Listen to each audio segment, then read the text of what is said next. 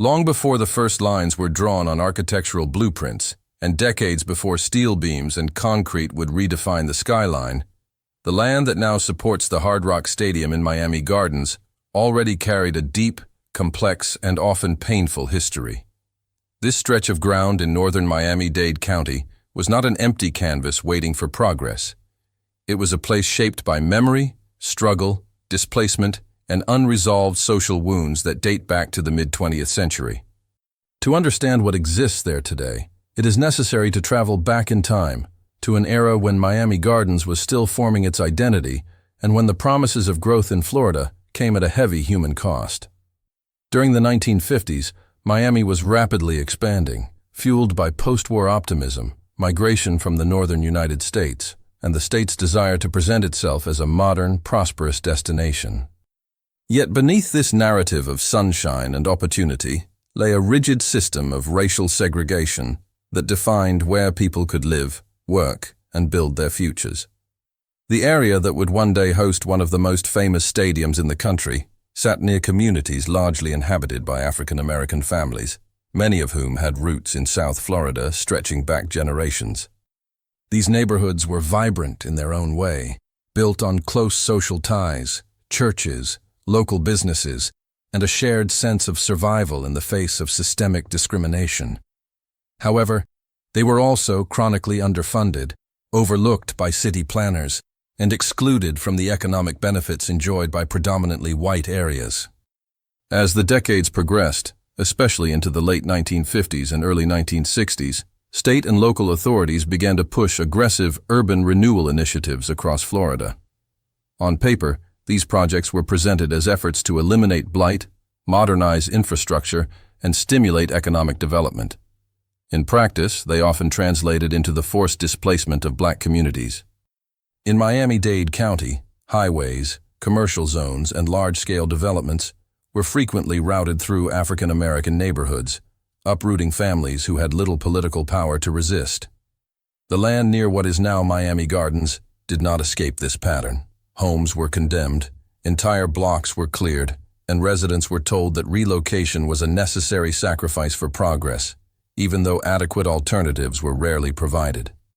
By the early 1960s, the social atmosphere in the region had grown increasingly tense. The civil rights movement was gaining momentum nationwide, and Florida, like much of the South, became a stage for protests, boycotts, and confrontations between activists and authorities. Miami itself experienced deep racial divides, and the communities surrounding the future stadium site felt the pressure intensely. Local historians often point to this period as a turning point, when hope for equality clashed violently with entrenched systems of power. The land, still undeveloped in any grand sense, became surrounded by stories of frustration and loss. It was not just soil and grass, it was a witness to lives disrupted and promises broken. The assassination of Dr. Martin Luther King Jr. on April 4, 1968, sent shockwaves through the entire United States, and Miami was no exception. In the days that followed, grief quickly turned into anger and despair in many black neighborhoods. Protests erupted, and in some areas, unrest escalated into clashes with police. Miami experienced riots that left neighborhoods damaged and trust between communities and law enforcement deeply fractured. Residents near the land that would later host the stadium recall that period as one of fear and uncertainty, when sirens, curfews, and the presence of armed officers became part of daily life. The emotional weight of that moment settled heavily over the area, reinforcing the sense that it was a place forgotten by those in power, except when control was needed. Throughout the 1970s, the region continued to struggle with the long-term effects of segregation and displacement. While parts of Miami flourished with tourism, real estate development, and international investment, areas like Miami Gardens lagged behind. Public services were inconsistent, job opportunities were limited, and infrastructure often deteriorated. The land itself remained largely underutilized, caught in a limbo between abandonment and speculation. Developers saw potential, but political and economic priorities shifted constantly, leaving the site in a state of neglect. For local residents, this neglect felt symbolic. It was as if the land mirrored their own experiences, Acknowledged in theory, ignored in practice. Police-community relations during this period further deepened the sense of unease associated with the area.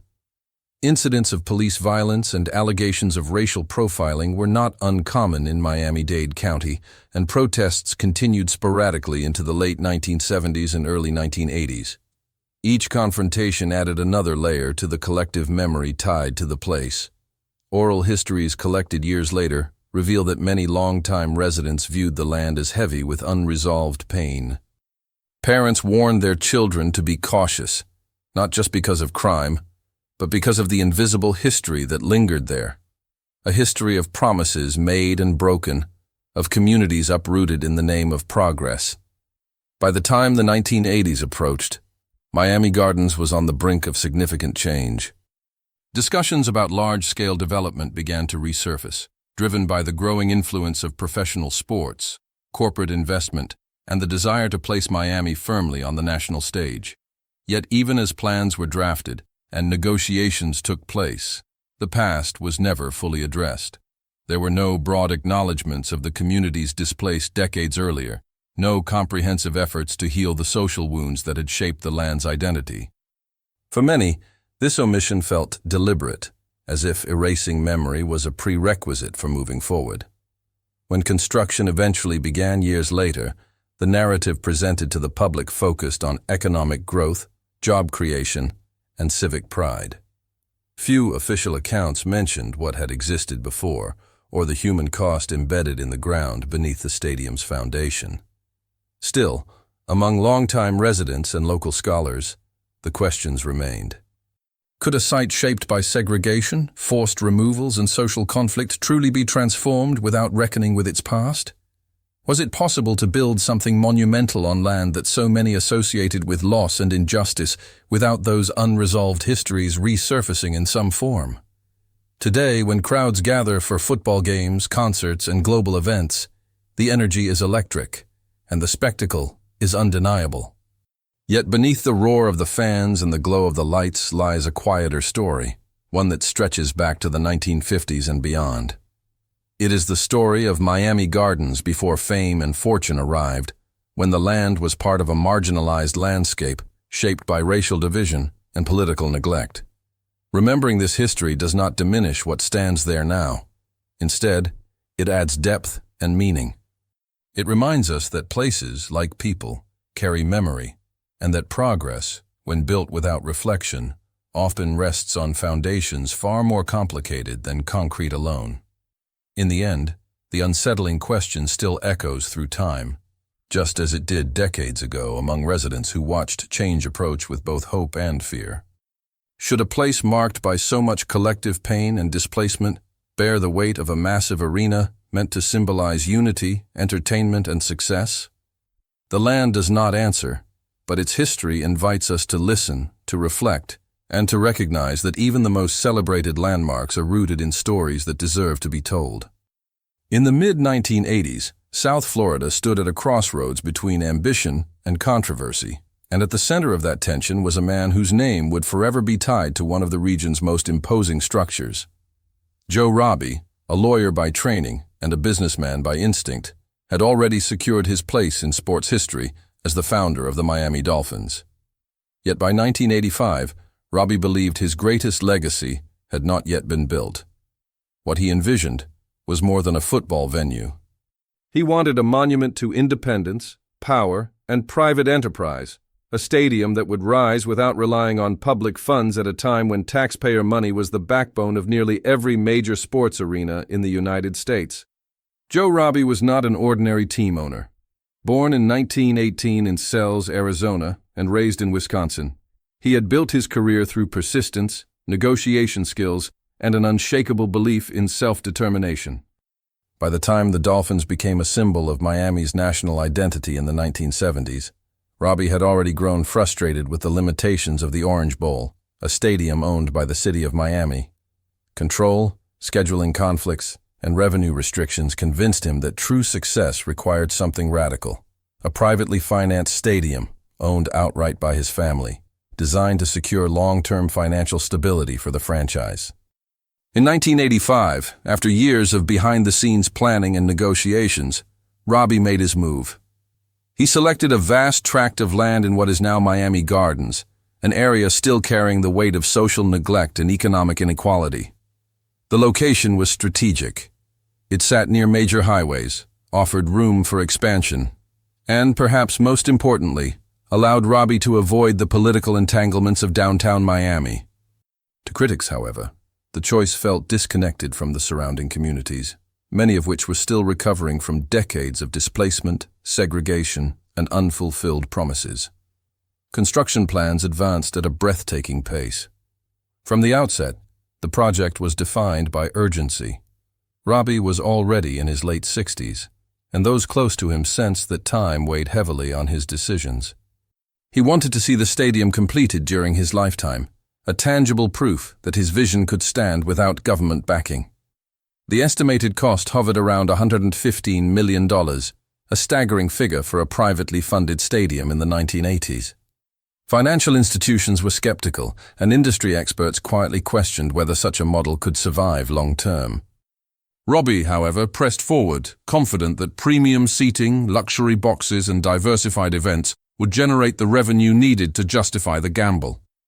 As ground was broken in the mid-1980s, concerns surfaced almost immediately. Engineers reportedly warned about the instability of the soil, noting that the land's geological composition required extensive reinforcement. South Florida's porous limestone base and high water table had long challenged large construction projects, and this one was no exception. Environmental advocates raised alarms about urban sprawl, traffic congestion, and the long-term ecological impact on surrounding wetlands. At the same time, local community leaders questioned what tangible benefits the stadium would bring to nearby residents, many of whom faced unemployment, inadequate public services, and limited access to economic opportunities. Despite the growing criticism, construction accelerated. The stadium began to take shape with astonishing speed, its massive concrete structure rising against the flat Florida horizon. Workers labored under intense pressure to meet deadlines, often enduring long hours in the humid heat. While official records from the period are limited, later accounts from individuals connected to the project describe exhausting shifts, safety shortcuts, and workplace accidents that received little public attention. The urgency to complete the stadium on schedule left little room for delay, and decisions were frequently made with speed prioritized over caution. Behind the scenes, Robbie maintained a relentless focus. Those who worked closely with him described a man driven not by vanity, but by legacy. He understood that this stadium would define how history remembered him, not merely as the founder of a successful football team, but as a pioneer who challenged the financial norms of professional sports. Yet that same determination also contributed to the perception that voices outside the boardroom were being ignored. For residents living near the construction site, the stadium felt imposed rather than embraced, a colossal structure rising without their input or consent. By 1987, the project was nearing completion. The sheer scale of the building was impossible to ignore. With its distinctive open corners designed to frame the Miami skyline and its emphasis on luxury seating, the stadium reflected Robbie's forward-thinking approach to sports entertainment. It was built not just for football, but for concerts, international events, and future opportunities that had yet to be imagined. In many ways, it represented the commercialization of sports entering a new era, where revenue streams extended far beyond the game itself. On August 16, 1987, the stadium officially opened its doors under the name Robbie Stadium. The inauguration marked a triumphant moment for its creator. Against the odds, and without a single dollar of public funding, Robbie had completed one of the most ambitious private construction projects in American sports history. For supporters, the stadium symbolized innovation, courage, and financial independence. It stood as proof that vision and determination could overcome entrenched systems. Yet even on opening day, the contradictions were impossible to fully conceal. While fans marveled at the size and modernity of the arena, critics continued to question the cost, both financial and human. Environmental concerns had not disappeared, and community leaders reiterated that promised economic benefits remained vague and unevenly distributed. The stadium loomed large over neighborhoods still grappling with poverty and limited infrastructure, reinforcing the sense that progress had once again arrived faster than dialogue. In the years that followed, Joe Robbie Stadium would undergo name changes, renovations, and expansions, evolving into the global venue known today. But its birth between 1985 and 1987 remains a defining chapter, shaped by ambition measured in billions, power exercised through private ownership, and a relentless drive to build something unprecedented. For Joe Robbie, the stadium was the fulfillment of a lifelong vision. For others, it was a reminder that monumental achievements often come with unresolved questions beneath their foundations. Looking back, the creation of Joe Robbie Stadium stands as a powerful symbol of the era that produced it. It was a time when private ambition challenged public norms, when speed and scale became virtues, and when the pursuit of greatness often overshadowed the voices closest to the ground. The stadium rose quickly, boldly, and undeniably, but its story is inseparable from the land, the people, and the tensions that surrounded its birth. Long before it became a stage for championships and global spectacles, it was already a testament to how ambition can reshape landscapes, and how the echoes of that transformation linger long after the concrete has settled. As the years passed after its triumphant opening in 1987, the stadium in Miami Gardens entered a new phase of its existence, one marked not only by expansion and global recognition, but also by controversy, tragedy, and a constant reshaping of its identity. What had begun as Joe Robbie's bold, privately funded vision slowly transformed into a corporate symbol, its name changing as often as its public image. Each new era brought wealth, spectacle, and international attention, yet also exposed structural problems, human costs, and unresolved questions that followed the building like a shadow. When Joe Robbie passed away in January 1990 at the age of 71, the stadium lost its founding figure. His death marked the end of an era defined by personal ambition and family control. Not long afterward, ownership of the Miami Dolphins shifted, and with it came a new philosophy. The stadium, once a monument to independence from public money, began to reflect the growing influence of corporate sponsorships in American sports. In the early 1990s, its name changed from Joe Robbie Stadium to Pro Player Stadium, following a lucrative naming rights deal. To many longtime fans, this shift felt symbolic. The personal legacy embedded in the original name was replaced by branding, signaling that the venue was no longer just a football home, but a commercial asset. Throughout the 1990s, the stadium became a central stage for some of the largest sporting events in the world. It hosted multiple Super Bowls, major concerts, and, most notably, matches of the 1996 FIFA World Cup.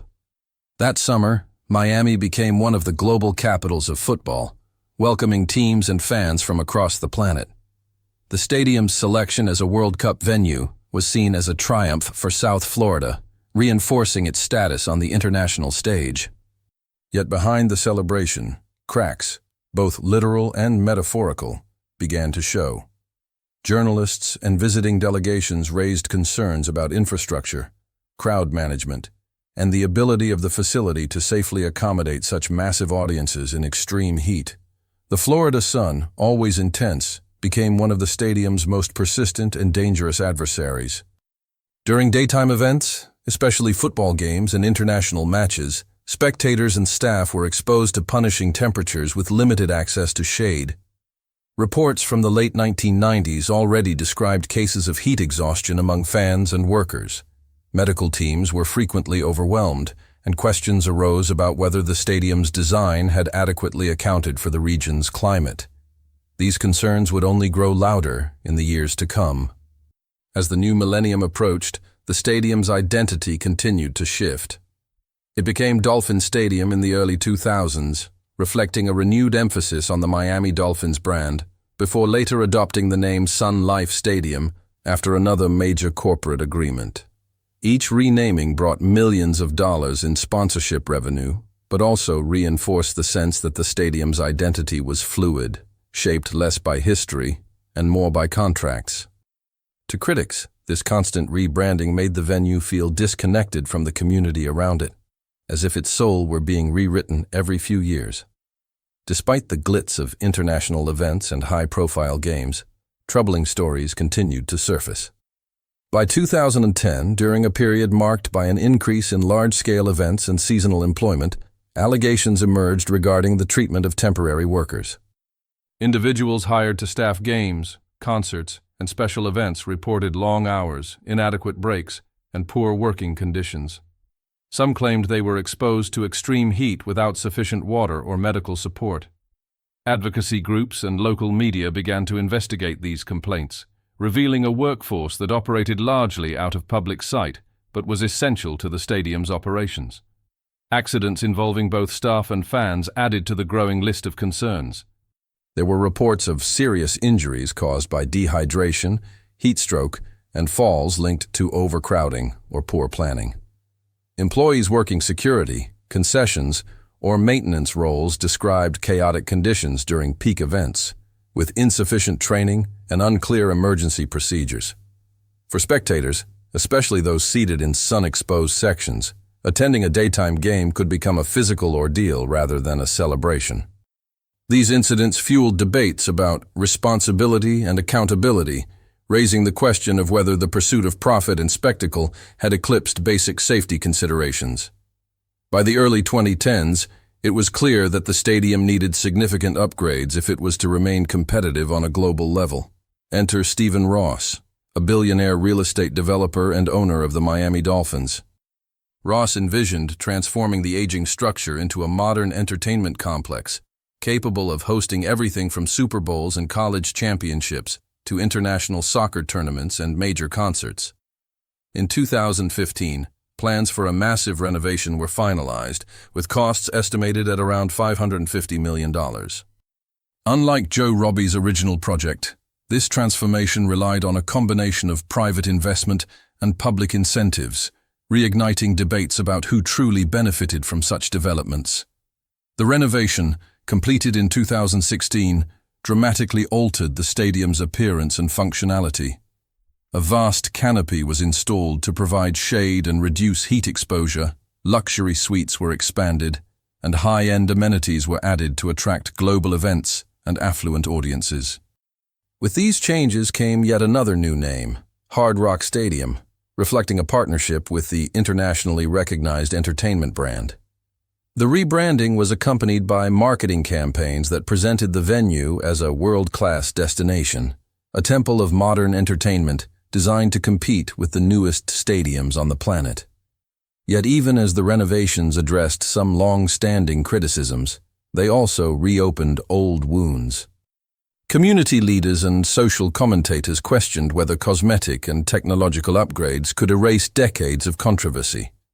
The land's history, the stories of workers injured or overlooked, and the ongoing challenges faced by surrounding neighborhoods were not solved by luxury seating and corporate logos. For many residents of Miami Gardens, the stadium remained a symbol of contrast, immense wealth and global attention rising beside communities still struggling for investment and recognition. From the 1990s through 2016, the stadium's journey from Joe Robbie Stadium to Hard Rock Stadium mirrored broader changes in American sports and society. It evolved from a personal legacy into a corporate powerhouse, from a regional football venue into a global entertainment hub. Along the way, it accumulated not only records and accolades, but also a trail of tragedies, controversies, and unanswered questions.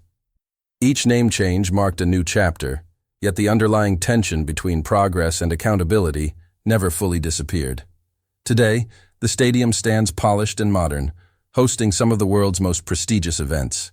But its story is layered, shaped by ambition, loss, reinvention, and debate. The transformation into Hard Rock Stadium did more than update a building. It forced a reckoning with the past and a reflection on the future. Can a place marked by decades of controversy truly reinvent itself, or do the echoes of its history remain embedded in its walls? That question continues to linger, just as powerfully as the roar of the crowd on game day. In the present day, The Hard Rock Stadium stands as one of the most recognizable entertainment landmarks in the United States, a place where the world repeatedly turns its eyes in moments of celebration, adrenaline, and spectacle. From the outside, it appears as a triumph of modern engineering and global branding, surrounded by highways, hotels, and the promise of unforgettable experiences. Yet beneath the roar of engines, the cheers of fans, and the glow of massive screens, there exists an invisible weight, one shaped by history, community tension, and questions that refuse to fade with time. On February 2, 2020, the stadium reached one of its most iconic moments when it hosted Super Bowl Live. That night, Miami became the epicenter of American sports culture as millions watched the Kansas City Chiefs defeat the San Francisco 49ers. Celebrities filled the stands, corporate sponsors dominated the airwaves, and global media outlets praised the venue's modern design and ability to host events of such magnitude. For many viewers around the world, Hard Rock Stadium symbolized success, innovation, and the pinnacle of sports entertainment. Few, however, saw what life looked like beyond the perimeter fences once the cameras shut off. As the 2020s unfolded, the stadium's role only expanded. It became a regular host for international NFL games, welcoming teams and fans from Europe, Latin America, and beyond. Major concerts transformed the arena into a musical cathedral, attracting some of the biggest artists on the planet. Then, in 2022, another historic milestone arrived: the inaugural Miami Grand Prix of Formula One. The event marked Formula One's bold expansion in the United States and placed Miami Gardens on the global motorsport map. For an entire weekend, the city pulsed with energy as drivers, celebrities, and wealthy spectators descended on South Florida, generating headlines and social media buzz worldwide. If stories rooted in reality speak to you, if you feel drawn to places shaped by mystery, ambition, power, and secrets that history tried to bury, then you have arrived exactly where you should be. This channel was created for those who look beyond appearances, for those who understand that behind every monumental structure, every famous landmark, and every celebrated arena, there is a past filled with choices, conflicts, and human stories rarely told out loud. Here, we don't just talk about buildings. We revisit the moments that gave birth to them, the people who shaped them, and the silent consequences left behind. We return to forgotten streets, controversial decisions, and turning points that changed entire communities. From grand projects driven by billions of dollars to places marked by loss, struggle, and unanswered questions, each story is told with depth, respect, and truth. By subscribing to this channel, you become part of a community that values memory over illusion and understanding over spectacle. When you leave a like, you help these stories reach others, who are also searching for what lies beneath the surface. And when you activate the notification bell, you make sure you never miss a new chapter.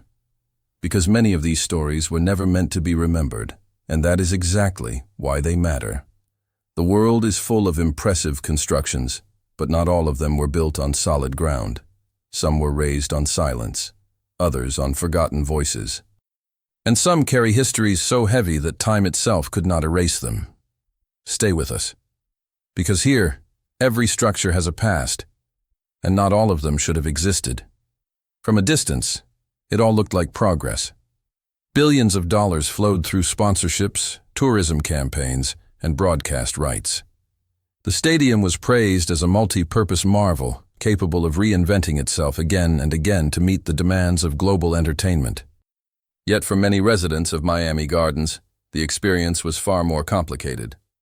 While millions passed through the area each year, locals continued to voice concerns that had existed long before the stadium gained international fame. One of the most persistent issues has been traffic.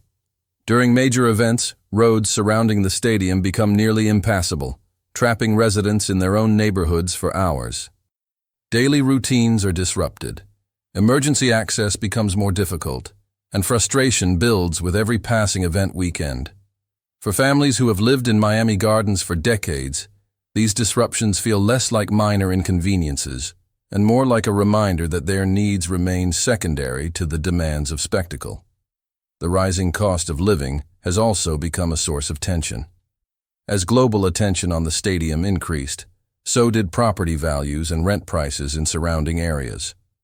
While such growth is often framed as economic success, many longtime residents argue that they have been pushed to the margins. Higher rents, increased taxes, and the arrival of outside investors have made it harder for local families to remain in the communities they helped build. To them, the prosperity associated with the stadium seems to flow outward, benefiting corporations, developers, and visitors far more than those who live in its shadow. Environmental concerns add another layer to the debate. Large-scale events bring waste, noise pollution, and increased strain on local infrastructure. The Formula One Grand Prix, in particular, drew criticism from environmental advocates who questioned the sustainability of hosting such an event in a densely populated area. Temporary structures, increased emissions, and the disruption of nearby spaces raised alarms about long-term consequences that extend beyond the excitement of race day. These concerns echoed earlier criticisms from decades past, reinforcing the sense that lessons from history had not been fully learned. What troubles many residents most is the feeling of being unheard. Community leaders in Miami Gardens have repeatedly stated that decisions involving the stadium are often made without meaningful local consultation. While public meetings and economic impact reports exist on paper, residents argue that their lived experiences rarely influence final outcomes. To them, the stadium feels like a global showcase built on a local silence, a place where the world is welcomed. But the voices of neighbors are easily drowned out by applause and engines. This contrast creates a powerful and unsettling image. On one side, Hard Rock Stadium shines as a symbol of global entertainment, hosting Super Bowls, international sports, and elite cultural events. On the other, it stands on land marked by decades of struggle, displacement, and unfulfilled promises. The tension between these realities is not always visible to visitors, but it is deeply felt by those who live nearby. For them, the stadium is not just a venue, it is a constant presence, shaping daily life in ways that rarely appear in promotional videos or highlight reels. Since 2019, this invisible weight has grown heavier. The scale of events has increased, the global spotlight has intensified, and the contrast between spectacle and community has become harder to ignore. Each major event adds another layer to the stadium's story, blending excitement with unease. The cheers of fans coexist with whispered questions about fairness, memory, and responsibility. It is a reminder that places do not exist in isolation. They are shaped by what came before and by who is allowed to benefit afterward. As night falls and the stadium lights illuminate the sky, the question lingers like an echo between concrete walls and steel beams. Can a place so deeply tied to controversy, ambition, and overlooked voices ever truly be just a stage for entertainment? Or does it carry stories that refuse to be erased, no matter how bright the lights or how loud the crowd? For many in Miami Gardens, the answer is already known. Some arenas, they believe, are built not only with money and vision, but also with silence. And silence has a way of haunting even the grandest spectacles. And so the final question persists, subtle yet powerful, woven into every major event and every global broadcast.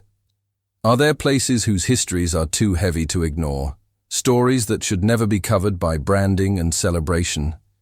Perhaps some structures stand as reminders not only of what humanity can build, but also of what it chooses not to listen to. The Hard Rock Stadium, for all its glory, remains one such place, where the past whispers beneath the noise of the present. If you are drawn to real stories, to places shaped by mystery, ambition, and truths rarely told, then this is where you belong. Subscribe now, leave your like, and turn on notifications so you never miss another story the world tried to hide. Here, every building carries a past, and not all of them were meant to exist.